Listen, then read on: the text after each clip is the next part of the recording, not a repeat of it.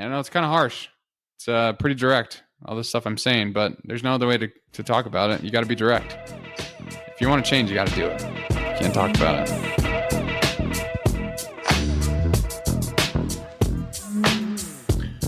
What's going on, everybody? I am a little bit behind, so we're doing this bad boy. We're jumping right in, starting this podcast. I'm sorry I didn't upload this week on a Monday, so it's a little bit different. I guess it's kind of a little surprise in your week, you know what I'm saying?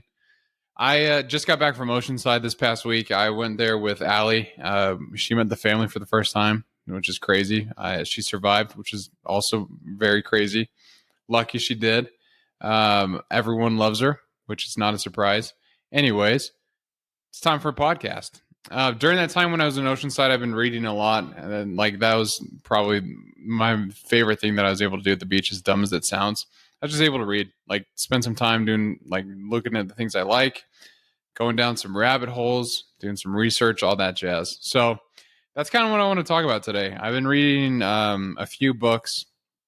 I'm reading Meditations by Marcus Aurelius, which is pretty interesting. I'm almost finished with this book called Value-Based Leadership, which is also very interesting. It's more of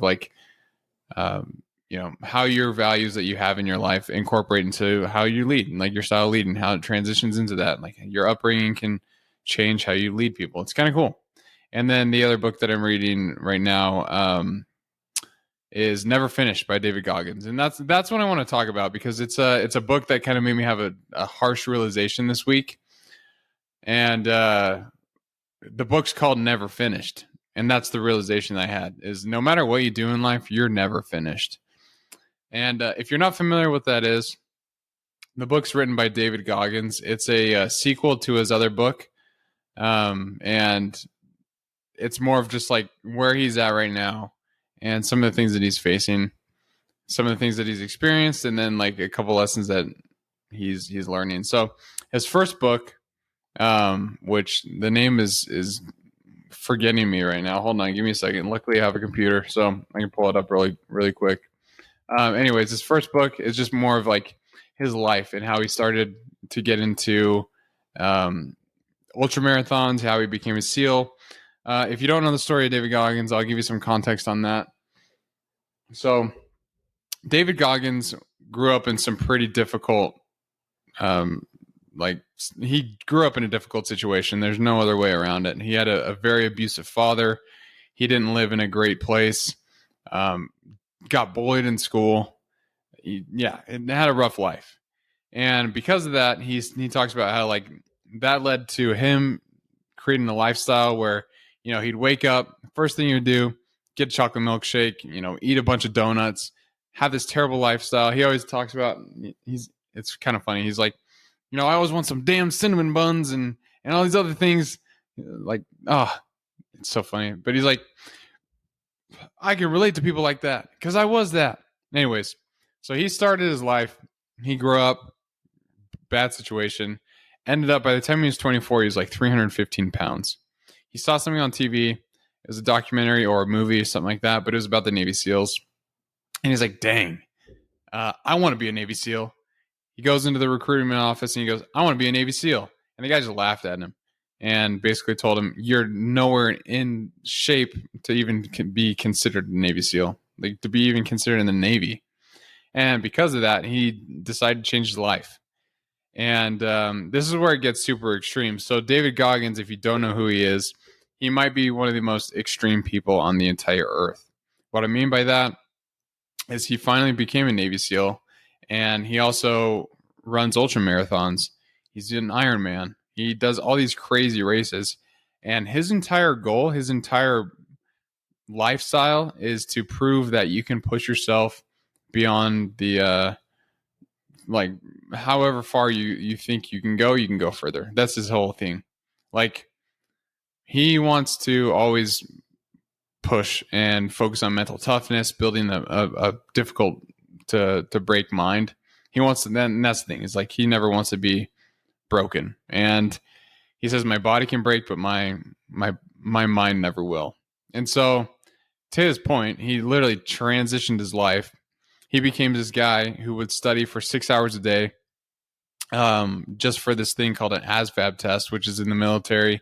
I think it's like the basic requirement for being accepted into the service. You have to check me on that.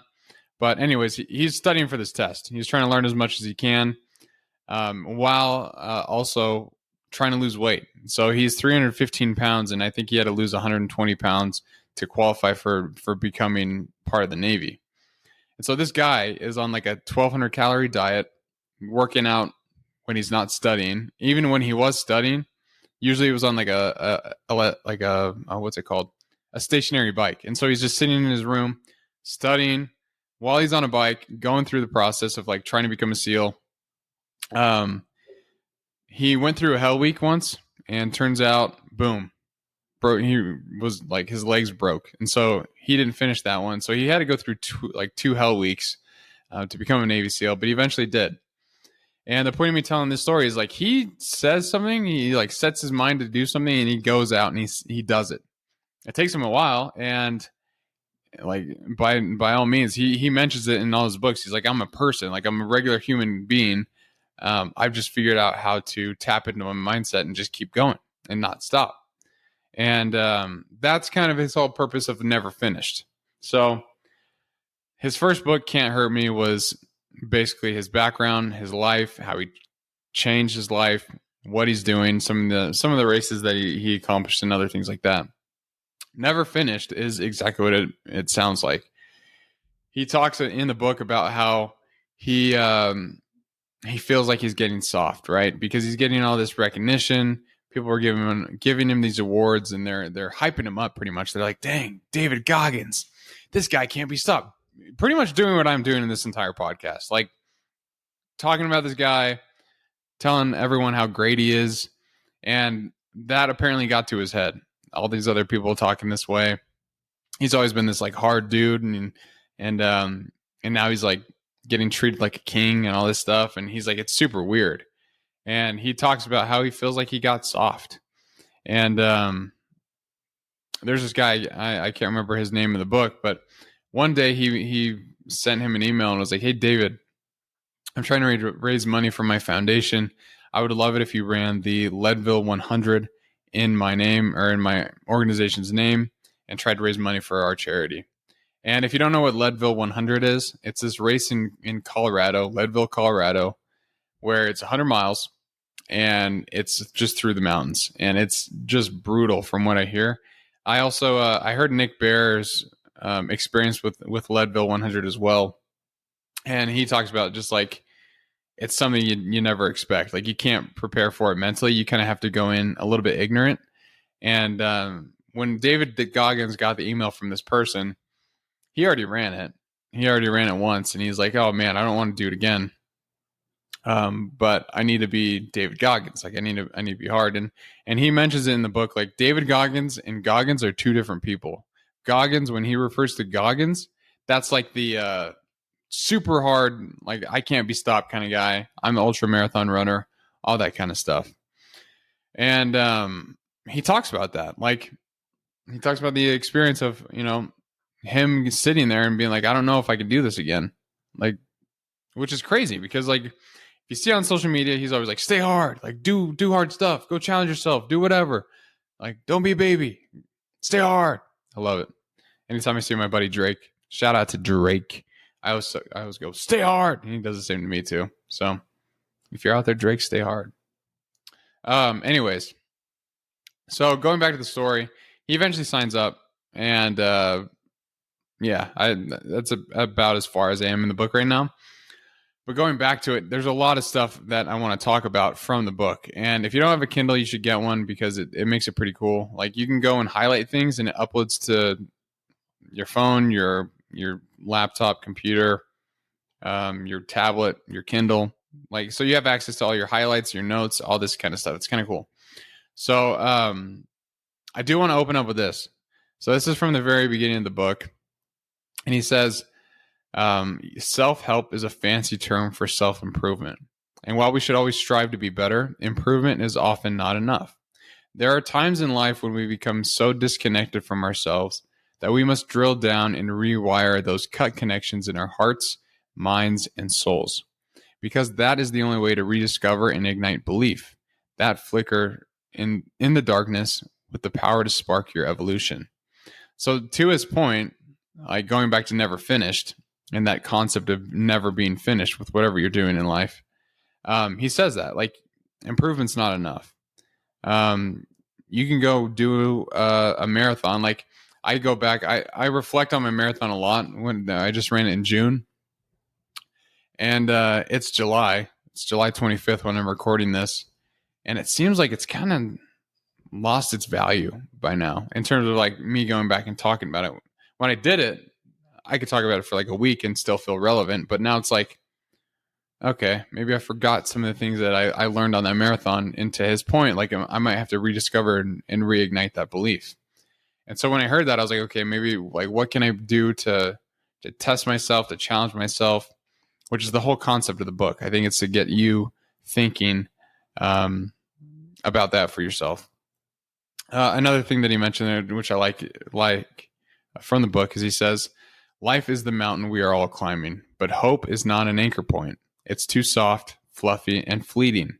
There's no substance behind hope. It's not a muscle you can develop, and it's not rooted down deep. So I do agree with that to an extent. I think you should hope for things in life. But to his point, like you can't just rely on hope. You actually have to take action. You have to sometimes suffer through pain. You have to have an end point, and just sometimes life just sucks. You just got to dig down and keep going. But yeah, like you got to keep going. And to the point of where I was just talking about the marathon, it's like you can't have things like that in the past that you just keep thinking about, you keep talking about, because you can't dwell in the past. Like you got to keep moving forward. It's almost like that story, the classic story of the guy who graduates high school. He was like the star quarterback, but he just hangs around the high school parking lot because that's where he was getting that, like, you know, recognition. People would be like, oh, and like nice touchdown pass. Good job, buddy. But now he's 25. He's hanging out in the high school parking lot because he doesn't know where else to get that kind of recognition, because he doesn't know how to like push himself and try harder. And so to David Goggins' point, that high school quarterback has to do something to reignite that belief and to restart that, you know, catalyst or whatever that might be. So he talks about that, like you got to keep going. But this is where I think I really want to focus on, and forgive me for the language in advance, but I'm not going to sugarcoat this thing. David Goggins wrote a book, and I'm just going to read it as is because it's his words and not mine, and I think that's fair. So this quote is, "This shit ain't permanent. Life is the ultimate competitor. It takes no days off, and it won't care if you've made some money or got a promotion at work. All that means is you are good to go for a moment or two. No matter how badass and successful you think you are, trust me, there is a semi coming around the blind curve ready to smack you in the mouth when you are comfortable as all hell." And I think that's pretty freaking accurate if I say so. I stand behind that because it's true. It's true because I've gone through crap like this all the time. Like, sales is a very humbling career, I would say. I'm in sales, and some days you are riding a wave that you feel like you can never crash on. Like you're just like, oh man, I'm the best. Like I just closed a deal. I'm about to go into this other meeting that I'm super well prepared for, and you're just riding high, right? Like you're telling yourself you're the shit. You're good. And the next day, someone doesn't show up to a meeting. The person who you expected to email you back doesn't email you for 3 weeks. One of your closed deals, or one of the deals that you're really working, it's close to them signing the dotted line, they end up backing out. They say, you know what, this isn't for us right now.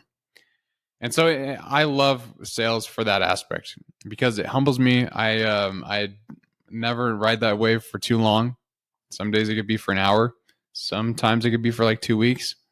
But no matter what, like David Goggins says, that semi-truck's coming around to slap me in the mouth. And to that point too, going back to my marathon that I ran in June, I was riding high for about a week, like I said. But that day that I ran it, it was like no other feeling that I've really had. It's hard to describe. And anyone who's run a marathon can probably understand what it was like their first time. Um, but it's really hard to describe. It's a weird feeling. And you can ride that wave. But, on Monday, I was back at work. And so it wasn't necessarily a semi truck hitting me in the mouth, but it was a slap to reality. Like, hey, nice work on that marathon, but let's get back to reality here. And I think that's what David Goggins is one thing that he's trying to talk about in this book is like, you know what? This shit ain't permanent. He says it. Like, no matter what you do in life, you always got to keep going. You can't just feel like you're riding high for a little bit and then boom, you're good. I don't know why I'm thinking about this right now, but I am, so I'm going to say it. Back in the day, used to watch The Sweet Life of Zack and Cody, right? It's a pretty good show. It's about this. If you don't know what that is, I'll tell you. It's a Disney show. I think it got popular in like 2005 or something like that, I want to say. But it's about these two brothers who, for some reason, live in a hotel. Don't know why. I can't remember that part of the book. Or another book. That part of the TV show. The mom is like a singer or something like that. I don't know if she just can't afford a house, but they live in a hotel. And the whole show is them just running around, causing ruckus, doing whatever they want. Great show. Really good. If you got kids, they might like it. I don't know. Anyways, those two actors, Dylan Sprouse and Cole Sprouse, they're still doing stuff now, but that's what they're like known for is The Sweet Life of Zack and Cody, I would say. Arguably, I would say. I don't really follow them, so I could be totally wrong. They might be very successful actors, and if that's the case, hey, good riddance. That's awesome for them. But to that point, like they kind of fell out. They kind of fizzled out because they became irrelevant. Their status as like Zack and Cody from the show wasn't permanent. It does not last. Think about iCarly.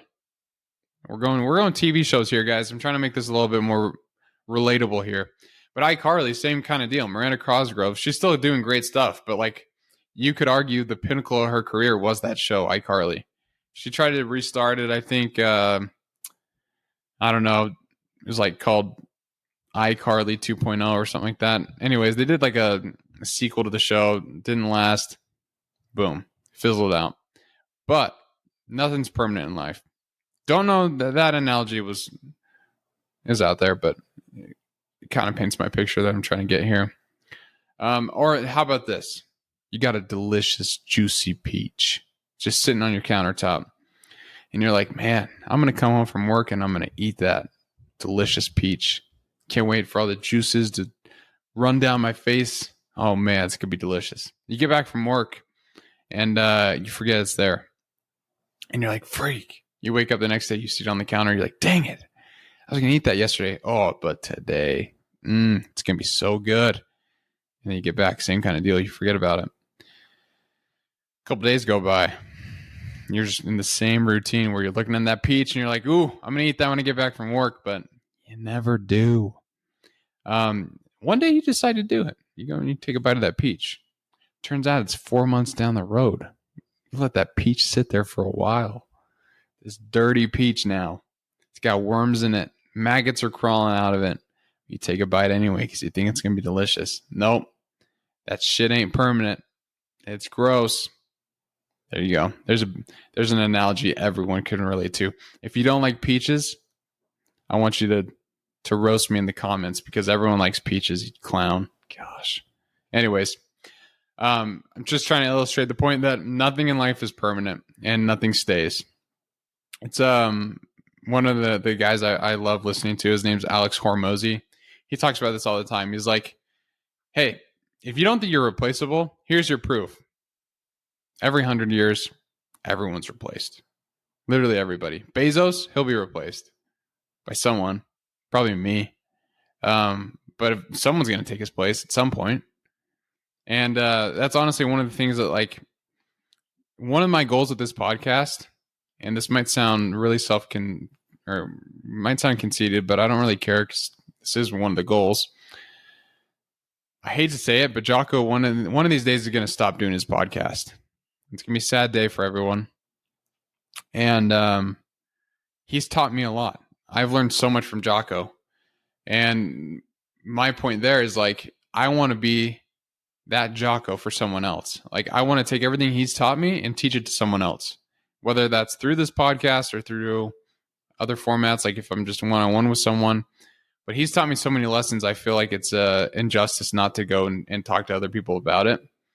And I want to keep that message going. So my goal, one of the goals of this podcast, is to be someone's Jocko, or, you know, relay his message through this and keep it going when he stops giving it. Like when he stops doing his podcast, I want people to be like, oh, you know, that was great. He had a great legacy. I'll go over and listen to Brett because he preaches similar things and hopefully can teach me a little bit of what I'm not saying I'm trying to be Jocko, but like to that point, like everyone gets replaced at some point and someone has to take their place and step up. So that could be you, it could be me, it could be John Cena. Who knows? Maybe he comes out of the woodwork and he's like, hey, I feel like I need to talk about leadership and being a good person and working hard. I need to do this. I need to make a podcast. If that happens, John Cena, please come on my podcast. That'd be kind of cool. That'd be episode number 69. So cool.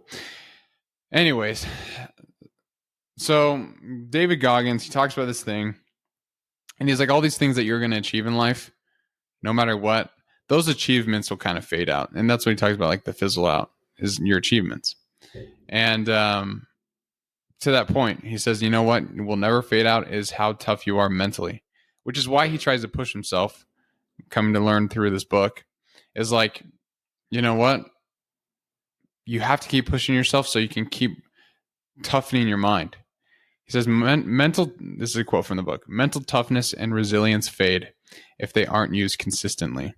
I say it all the time. You are either getting better or you're getting worse. End quote. I preach that too. Like mental toughness does, you know, it fades if it's not used. It's just like a muscle. If you go to the gym and you get jacked, you turn into Chris Bumstead, you're this massive dude or woman. You could be a massive woman as well. In a good way, good massive. But let's say, yeah, you work so hard, you develop all these muscles and you look like a specimen. If you don't work out for a year, you're going to lose all that. And the same thing goes with mental toughness. Like if you're not trying to always be resilient, trying to bounce back from difficulties or challenge yourself, that's going to fade and you're going to become soft. Like there's no other way to say it. You're going to be a softie. You always have to be trying to push yourself, challenge yourself, do difficult stuff. And I think that's one of the reasons why I do preach that so much is like, you know what? Life's hard. But if you can refine your mind and like get strong in your brain, you can pretty much handle anything that life throws at you because you know what you can go through. You know how hard you can push yourself. And I will say there is a correlation between like me running my marathon and me being able to handle the challenges of life. Like back when I was sick, I think I was losing just my mind in general. I couldn't really work out. So that part of me was losing. And a big part of working out, and the one reason I do it is to build that mental toughness. And so my life was, I didn't have that. I didn't have that aspect because I physically couldn't get out of bed. And I think it messed it messed me up a lot. But to that point, now I'm working out again. I'm working, like trying to have some of the hardest workouts of my life.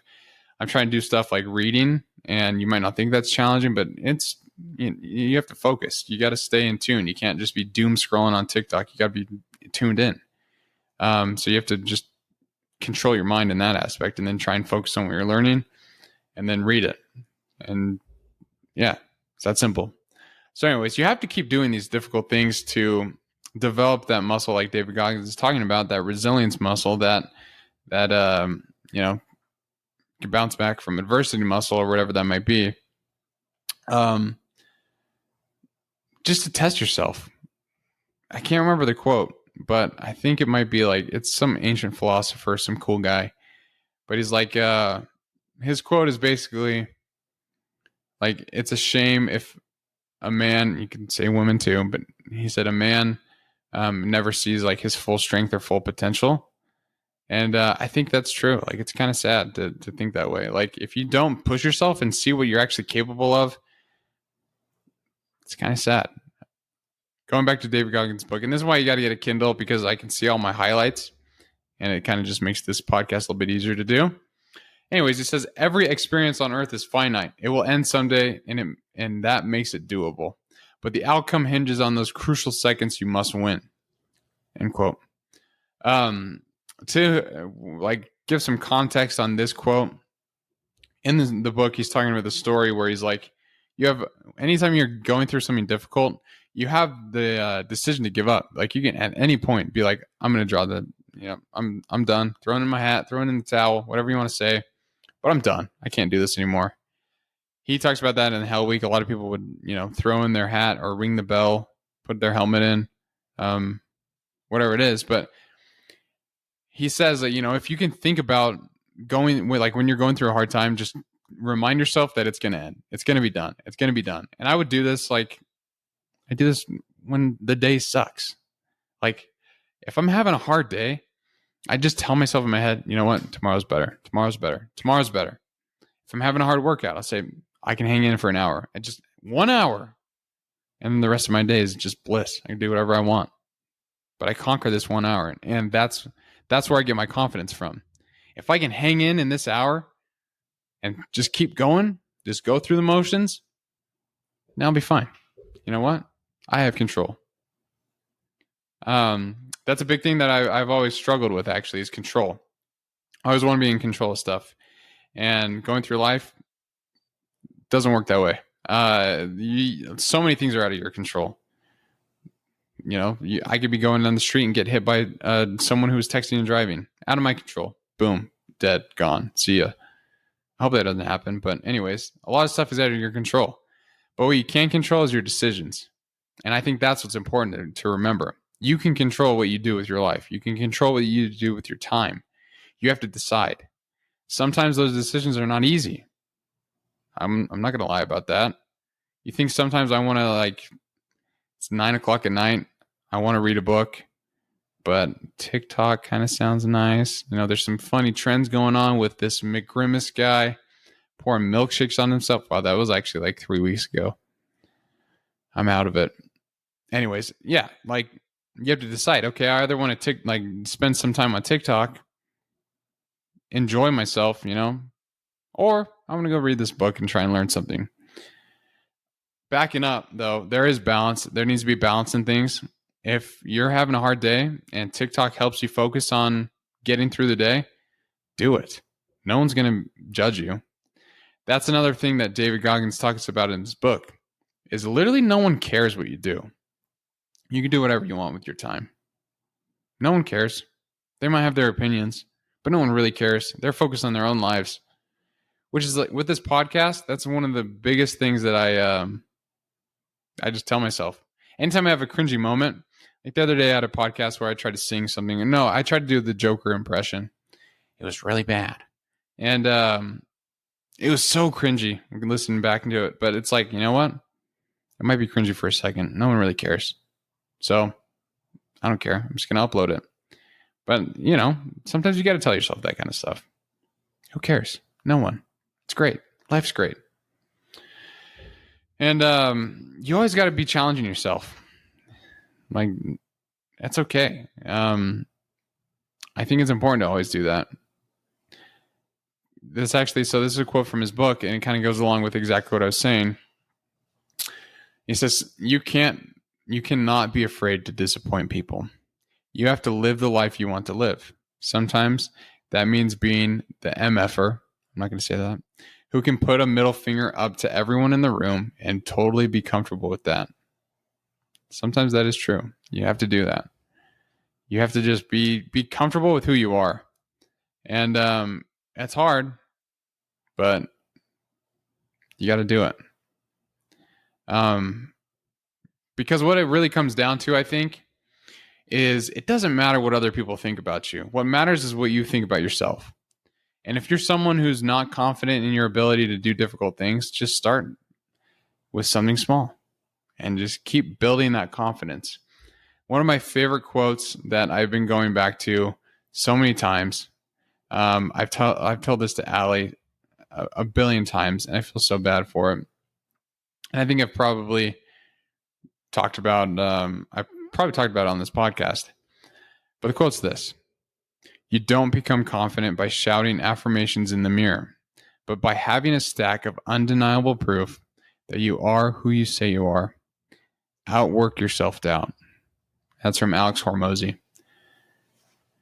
It's huge.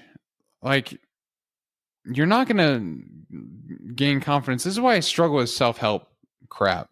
I'm going to back up. That's why I struggle with self-help shit, because that's exactly what it is. It's the worst. Like, you'll get a self-help book and you think it's going to change your life. And it's like, sometimes people are mean. Don't listen to them. You're better than that. Like, that might help for a couple weeks. It might help for a day. I don't know. But you're going to be telling yourself these lies, these fluffy lies, to help justify your own actions. When in reality, it's like, no. The way you develop self-confidence is you are who you say you are, and you do what you say you do. That's why, like, I always preach being true to your word and being someone who stands behind what they say. So I'm very careful with what I say on this podcast in terms of like the topics I discuss or the things I say I'm going to do. Because if I say I'm going to do something, I'm going to do it. And if I don't do it, then that destroys my confidence. But I know I'm someone who, when I'm like, hey, I'm going to go run a marathon, I'm going to do that. It's going to be hard. It's going to be a challenge, but I'm going to figure out how to do it because I said I was going to. And I'm confident in my ability in that. Like, if I say I'm going to do something, I'm going to do it. I know that's true because I have an undeniable stack of proof that I have done that in the past. So start figuring that out for yourself. Figure out what proof you need to help build your self-confidence. And just keep building on that because you're never finished. Going back to David Goggins' book, and I'm only about halfway through, so I'll be probably do another episode on this because I love this book. It's pretty vulgar. I gotta just throw that out there. I don't care about that stuff, but if you do, you probably shouldn't read this book because lots of F-bombs. But I mean, like, to his point, he talks about that. Like, he's like, I'm real. He's like, I say the things I say because there's no other way to say them. And so he drops the F-bomb a lot. And it gets the point across. And I think that's his goal. And it's a good book. So if you haven't read Never Finish, you probably should.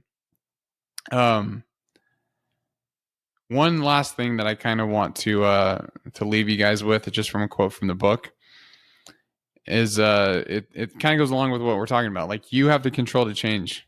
You can change whatever habits you want. You can become who you want to become. You just got to figure out a plan to do it and then execute. It's like Jocko talks about. It's one of the laws of combat. You got to execute. And that's another book you need to read. Extreme Ownership is the best book. I love it. That might be my favorite book of all time. Anyways, going back to Never Finished, here's the quote I want to leave you all with. So, it ties into all that stuff about control, becoming who you want to be, and having that proof. He says, "Roger that. It ain't your fault that you were dealt a bad hand, but it is your responsibility. How long will you allow your past to hold you back before you finally take control of your future?" That's it. That's the question I want you to think about. How long will you allow your past to hold you back before you finally take control of your future? I know you got goals. You're listening to this podcast. Anyone who listens to this podcast has a goal of some sort. Okay, great. Why haven't you achieved those goals? It's something you're thinking about that you did in the past? You're thinking about who you used to be? You can change. Just do it. Don't hold yourself to who you were. Hold yourself to who you can become. And that sounds really self-help-esque, I want to say. And it kind of is. But that is true. Like, you're not who you were in the past. You're someone who's different. You've changed. And David Goggins, who used to be a 315-pound, fat, obese man, is now an ultra marathon runner. Broke the world record for pull-ups. Navy SEAL. Insane. If he can change, so can you. If you need to lose an extra 15 pounds, if that's your goal, stop making excuses. Figure out what you need to do and just do it. It's not that hard. People overcomplicate things all the time. And I know it's kind of harsh. It's pretty direct, all this stuff I'm saying, but there's no other way to talk about it. You got to be direct. If you want to change, you got to do it. You can't talk about it. That's it. That's it for this episode, everybody. I'm sorry for getting this one out late, but thanks for bearing with me. Next week will be a little bit better. And next week I get married to Allie, the love of my life. That's exciting. That's another thing. If you're not married, think about it, because I've grown a lot in the past, 9 months since we've been dating seriously. And I don't see that stopping. I don't see that growth stopping. She helps me become better. And she's just fun to be with. So I get married next Saturday. So podcasting might be a little spotty. I'm going to try my best. But she is priority number one. So I'm stoked. I get married and everything's going to change after that. It's never finished, baby. Thanks for tuning in to this week. And keep getting after it, everybody.